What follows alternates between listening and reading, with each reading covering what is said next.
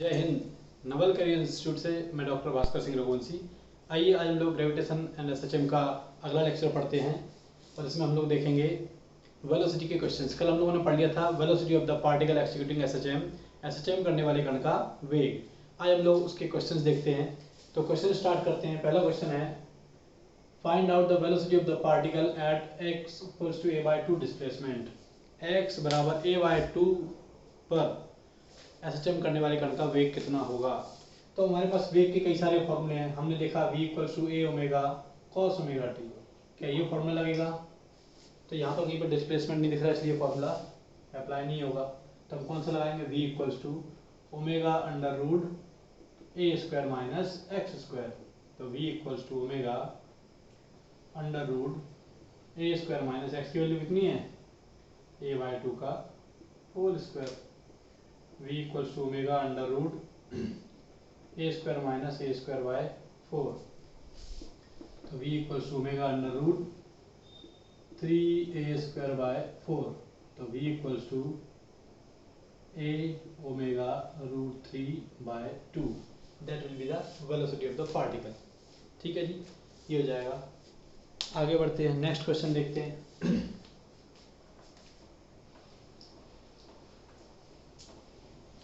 Next question देख लेते हैं। What will be the velocity of the particle executing SHM at x equals to a/√2 displacement. x बराबर a/√2 displacement पर कण का वेग कितना होगा जब वह एसएचएम कर रहा है। तो v equals to omega under root a square minus x की वैल्यू कितनी है? a/√2 इसका होल स्क्वायर। तो v equals to omega under root a square minus a square by 2। क्या बचा? v equals to omega under root a square by 2। ये हो गया v equals to a omega by root 2। तो ये आ गया वेलोसिटी। ठीक है, ऐसे क्वेश्चन भी आगे देखेंगे हम लोग। आगे बढ़ते हैं। अभी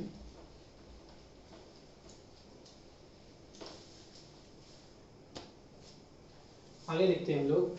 आगे है एक्सेलरेशन, त्वरण।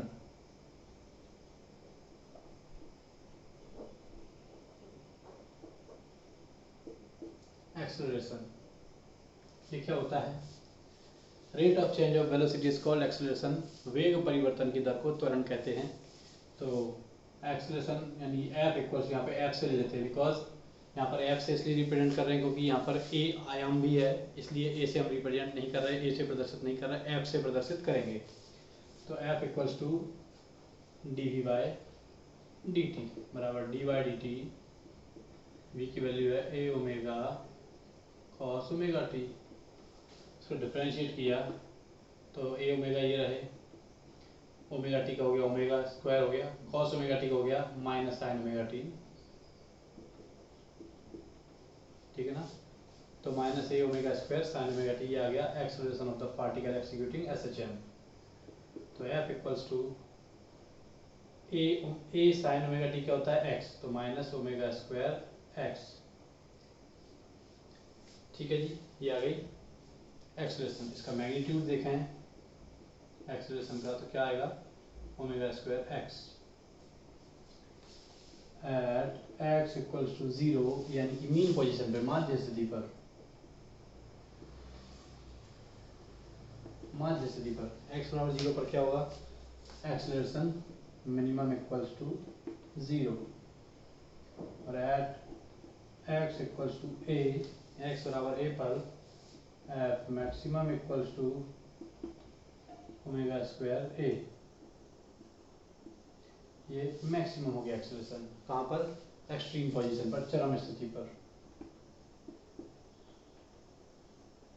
तो इसकी एक्सट्रीम होगी यानी एसएचएम करने वाला पार्टिकल यहाँ से यूँ जाएगा, वापस आएगा, इधर जाएगा, वापस आएगा। मीन पोजीशन ये तो यहाँ से यूँ जा रहा है, यूँ वापस आ रहा है, यूँ जा रहा है, यूँ वापस आ रहा है। तो जहाँ रुकता है वहाँ वेग में परिवर्तन ज़्यादा होता है। जहाँ रुकेगा एक्सट्रीम पोजीशन पे जाके तो वहाँ पर चेंज इन वेलोसिटी ज़्यादा होगी, इसलिए क्या होगा? वहाँ पर एक्सेलरेशन होगा मैक्सिमम। यहाँ से आते में क्या होगा? रुकेगा नहीं, सीधे चले जाएगा मैक्सिमम वेलोसिटी से ड्यू टू इनर्शिया। जड़त्व के कारण वो रुकता नहीं है, आगे बढ़ता चला जाता है। गति के जड़त्व के कारण due to inertia of motion वो आगे चला जाता है, इधर जाके रुकता है एक्सट्रीम पे जाके, फिर वापस आता है। इस तरह से एसएचएम होता है। तो ये कंडीशन बनती है एक्सेलरेशन की। ठीक है, आपसे क्या पूछा है, कब पूछा है, वो इम्पोर्टेंट है। ठीक है जी, आइए इनके कुछ न्यूमेरिकल वाले पार्ट देख लेते हैं, न्यूमेरिकल किस तरह से पूछे जाते हैं।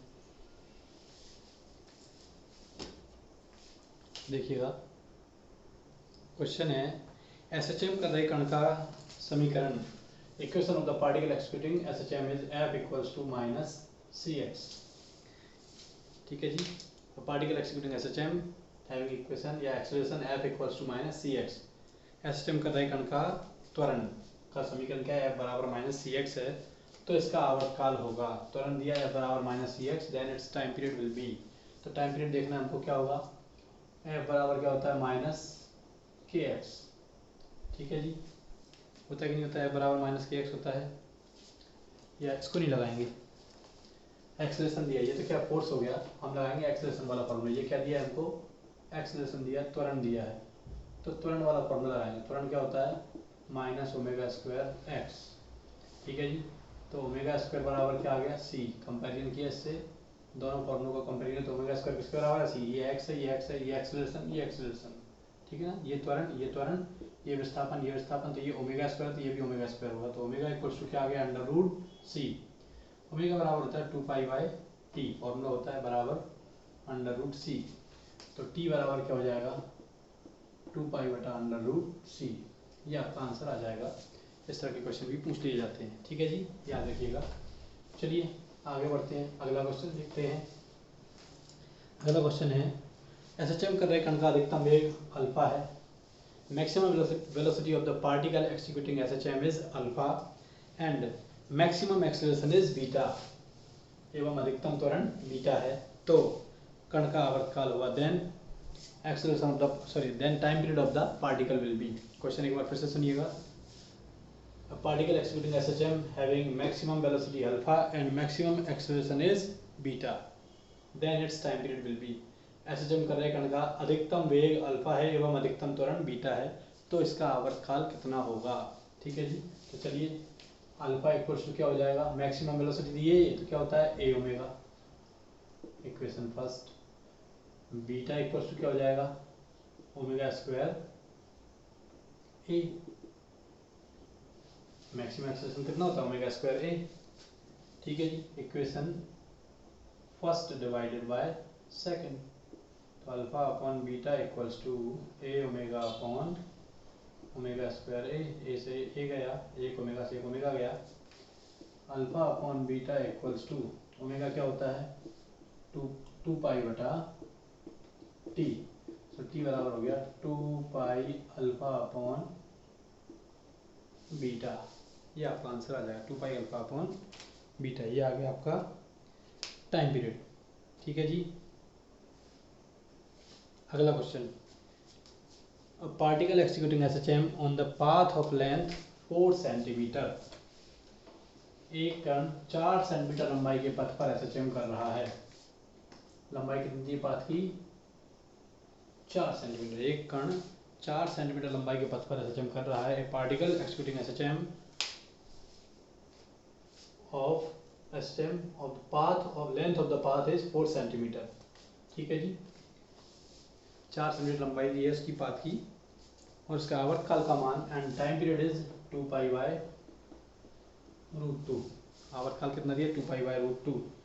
तो वेग और त्वरण के आंकिक मान समान हों, if the numerical value of velocity and acceleration are same, यदि वेग एवं त्वरण के आंशिक मान समान हों तो आपको बताना है विस्थापन कितना होगा, then displacement of the particle will be, तो कण का विस्थापन कितना होगा ये आपको बताना है। ठीक है जी, ये दिया है क्या हमको, एसएचएम पथ की लंबाई, length of path of SHM. ठीक है जी, तो ये कितना हो गया, 2a होती है, 2a इक्वल्स टू दिया 4 सेंटीमीटर, तो हमारा एम्पलीट्यूड आ गया 2 सेंटीमीटर, और टी आपको दिया है 2 पाई बाय रूट 2। हमसे क्या पूछा है, वेग और त्वरण के आंकिक मान समान है, यानी v इक्वल्स टू है f, v कितना है, omega under root A square minus x square equals to omega square X. अब कई लोग पूछेंगे सर यही फॉर्मूला क्यों लगाया,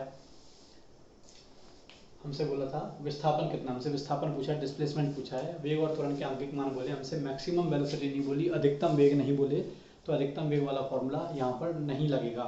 कौन सा लगेगा? जो नॉर्मल फॉर्मूले हैं, जो नॉर्मल हमसे बोला गया है वही लगेगा, वही अप्लाई होगा।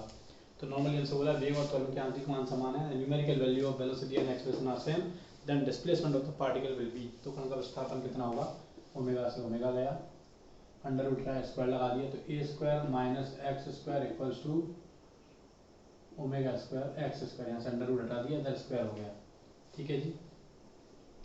अब देखते हैं क्या हमको पूछा डिस्प्लेसमेंट, तो A square minus x square बराबर ओमेगा क्या होता है, 2 पाई/t का whole square into X square, तो A square minus x square बराबर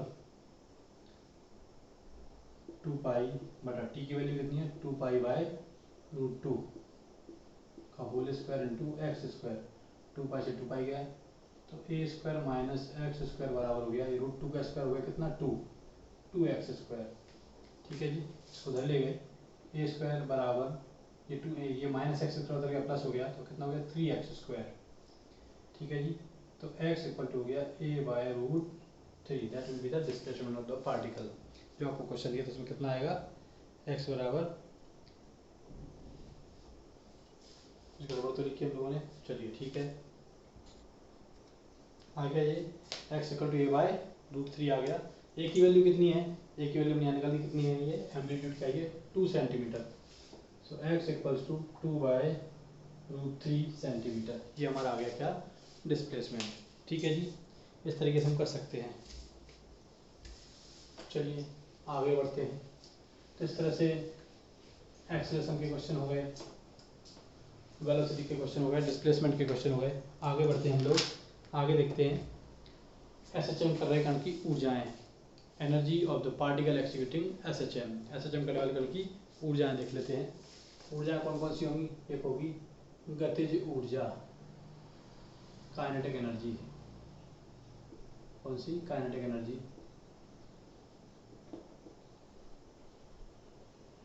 ठीक है ना, ई के क्या होती है, ई K equals to half mv², तो ई के आ गया हाफ mv कितना था, A omega cos omega T का होल स्क्वायर, तो ई के इक्वल्स टू आ गया 1/2 m A square omega square cos square omega T. ठीक है ना। के बराबर क्या होता है, हमने पढ़ा था उधर कि ओमेगा स्क्वायर बराबर होता है k/m। ठीक है जी, तो k/m होता है, तो k बराबर कितना होता है,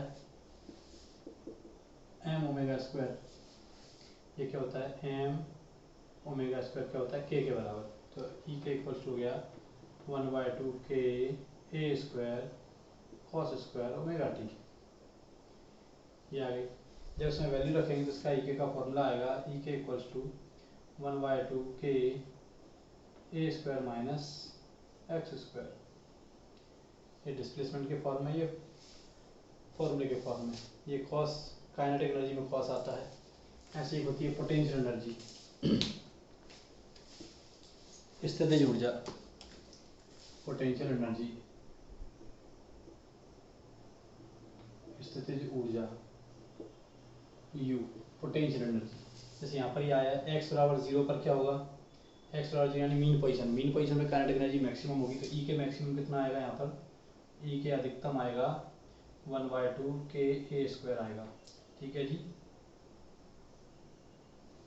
और x बराबर a पर कितनी जाएगी काइनेटिक एनर्जी, यानी कि पीक पोजीशन पे क्या हो जाएगी, चरम स्थिति पर हो जाएगी काइनेटिक एनर्जी 0, ये मिनिमम हो जाएगी कहाँ पर, पीक पोजीशन पे x बराबर a पर, और x बराबर 0 पर यानी मीन पोजीशन पे कितनी आएगी, ये आएगी मैक्सिमम। अब आते हैं पोटेंशियल एनर्जी, पोटेंशियल एनर्जी क्या होती है, u बराबर होती है हाफ के एक्स स्क्वायर आती है सॉल्व करने पर, ये फॉर्मूला याद रखना। तो x बराबर 0 पर क्या आएगी, ये इक्वल्स टू 0, क्योंकि वहाँ पर टोटल काइनेटिक एनर्जी है तो ये मिनिमम आएगी, यहाँ पर काइनेटिक एनर्जी होती है मैक्सिमम मीन पोजीशन पे, तो पोटेंशियल एनर्जी मिनिमम होगी, तो at x equal to a हो जाएगी चरम स्थिति पीक पोजीशन पे, हाफ के ए स्क्वायर हो जाएगी मैक्सिमम। ठीक है ना। ये मैक्सिमम पोटेंशियल एनर्जी आ जाएगी, कहाँ पर आएगी, पीक पोजीशन पे। पीक पोजीशन पे काइनेटिक एनर्जी जीरो है, पोटेंशियल एनर्जी मैक्सिमम है। तो इस तरह के क्वेश्चन पूछे जाते हैं, कहाँ पर है, कौन सी एनर्जी होगी। तो हम सीधी सी बात है, पार्टिकल को मोशन करा के देखिए, कहाँ रुक रहा है, पीक पर रुक रहा है। जहाँ पीक पर रुक रहा है मतलब potential energy kinetic energy zero होगी वहाँ पर। जहाँ रुकेगा वहाँ पर स्थितिज ऊर्जा होगी, और जहाँ पर गति करेगा वहाँ पर गतिज ऊर्जा होगी। ठीक है जी, इतना याद रखिएगा बस। तो ये ऊर्जा के बारे में हो गया, तो इनको याद रखिएगा, इनके क्वेश्चन ऐसे पूछे जाते हैं, कहाँ पर ऊर्जा कितनी होगी, कैसे क्या होगा, ये सब चीज़ें पूछी जाती हैं। कहाँ पर ऊर्जा अधिकतम होती है, कहाँ पर ऊर्जा न्यूनतम होती है। आइए बात करते हैं सिंपल पेंडुलम की, सरल लोलक की। सरल लोलक, simple pendulum.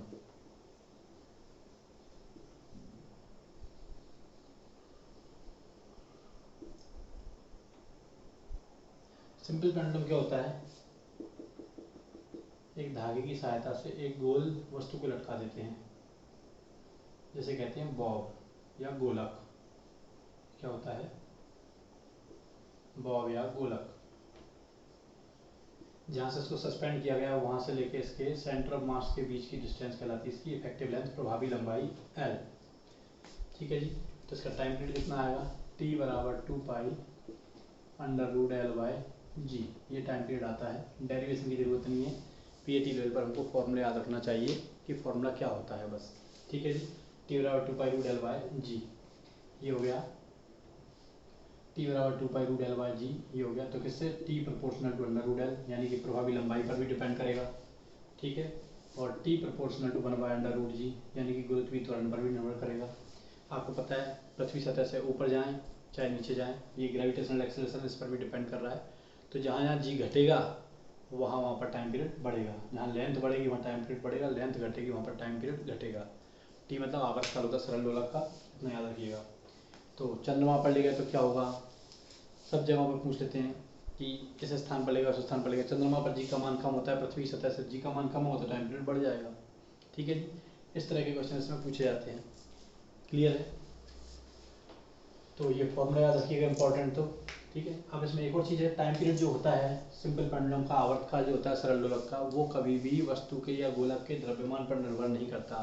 The time period of the simple pendulum not depends on the mass of the Bob. ठीक है जी, मास पर डिपेंड नहीं करता, यानी कि हम अगर एक लोहे के बॉब की जगह एक लकड़ी का बॉब लगा दें, if we kept iron bob on the place of wooden bob or wooden bob on the place of iron bob, then time period doesn't affected।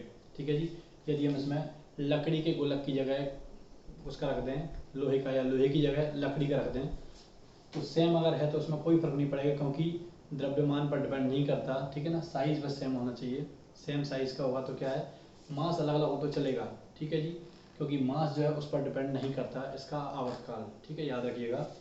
Next आगे देखते हैं। अब इसके आवर्तकाल देखें, क्वेश्चन आता है बड़ा सिंपल सा, एक बालक झूले पर झूल रहा है, झूला है आपने देखा ही होगा, एक बालक है झूले पर झूल रहा है, इसका आवर्तकाल T है। अचानक यह झूले पर खड़ा हो जाए तो क्या होगा, तो इसका आवर्तकाल क्या हो जाएगा, time period of a swing on which a boy is in sitting position, then its time period is T। If suddenly boy stands up then what will be the time period. तो अभी क्या है, हम ये देखेंगे centre of mass क्या होता है, हमारे बॉडी के सेंटर पे रहता है। तो हमने मान लिया इसकी नाभि जो होती है, सेंटर जो होता है हमारा अम्बिलिकल कॉर्ड जहाँ होता है वहाँ पर रहता है सेंटर ऑफ मास। तो ये लेंथ होगी इतनी। व्हेनेवर ही स्टैंड्स अप, जब वो झूले पे खड़ा होगा तो क्या होगा, वो यूँ हो जाएगा,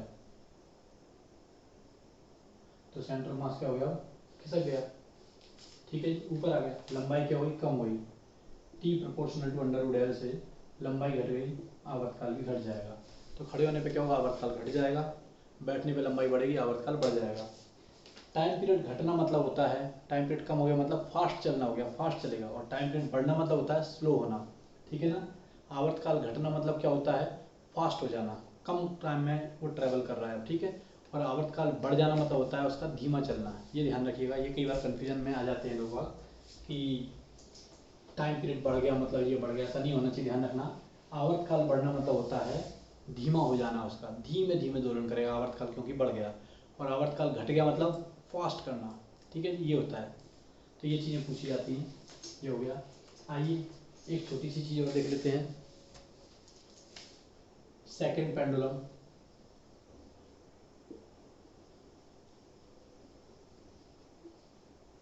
यानी कि सेकंड लोलक या सेकंडी लोलक, ऐसा लोलक जिसका आवर्तकाल 2 सेकंड होता है उसे हम बोलते हैं सरल लोलक। Such pendulum which have its time period 2 second then it's called simple pendulum, second pendulum. ठीक है जी। तो t बराबर 2 pi root L by g से देखते हैं। t हो गया 2 सेकंड बिकॉज सेकंड पेंडुलम है, L by under root g, 2 से 2 गया, 1/पाई हो गया बराबर under root L by g. तो 1/पाई स्क्वायर इक्वल्स टू हो गया L by g. So L equals to हो गया g upon pi square. This is the length of simple pendulum, लगभग 1 मीटर के बराबर आती है, 99.8 centimeter, nearly equal to 1 meter होती है इसकी लेंथ। ठीक है जी। जब भी सेकंड पेंडुलम बोला जाए मतलब उसका आवर्तकाल 2 सेकंड होता है, फिर उसके अकॉर्डिंग उसको सॉल्व करते हैं। तो ये सेकंड पेंडुलम हो गया।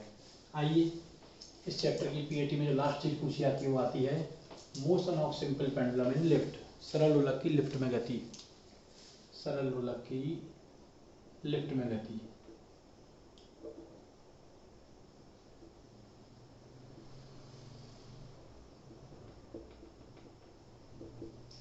Motion of simple pendulum in lift. ठीक है जी। तो लिफ्ट में मैंने बताया था, लिफ्ट में 5 मोशन होती हैं, ध्यान रखिएगा। मैं 5 डायग्राम बना रहा हूँ, ध्यान से देखिएगा जरा। उसको 5 डायग्राम याद रखेंगे, फिर मैं उसकी ट्रिक और फॉर्मूला बता दूंगा। 3, this is 4th and this is 5th one. ठीक है जी। सिंपल पेंडुलम यहाँ लगा हुआ है।